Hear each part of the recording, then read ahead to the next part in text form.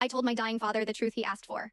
My family says I should have lied. Am I the a-hole? My father asked me directly. That is the part my family keeps omitting when they describe what happened, and it is the part I keep returning to because, without it, the story becomes something it wasn't. He was in palliative care, 8 days before he died, in a room that had the specific quality of spaces where time has slowed to accommodate something significant. My mother and my two sisters had been rotating through visits with the careful choreography of people managing their own grief while attempting to manage his comfort simultaneously. I had been doing the same. The atmosphere of those visits was warm and deliberately uncomplicated, conversation about memories, about family, about the ordinary texture of the life he had lived. Nobody was saying anything that required courage.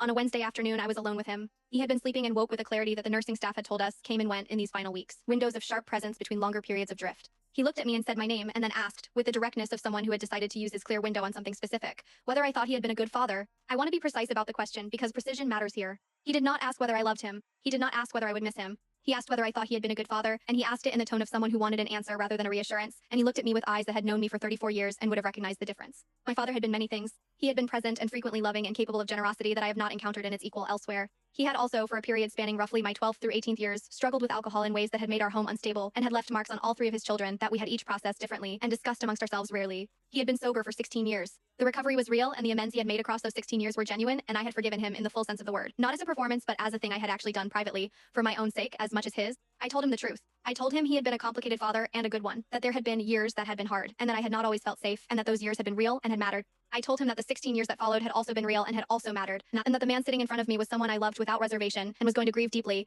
and that both of those things, the hard years and the love, lived in me simultaneously and were not in conflict. He was quiet for a long time after I finished. Then he said that he had needed to know that someone would tell him the truth. He died 8 days later on a Monday morning, with my mother holding one hand and my sister holding the other, and me present in the room. My other sister found out what I had said during that Wednesday visit through my mother, who had heard it from the nursing staff who had been present briefly at the beginning of the conversation.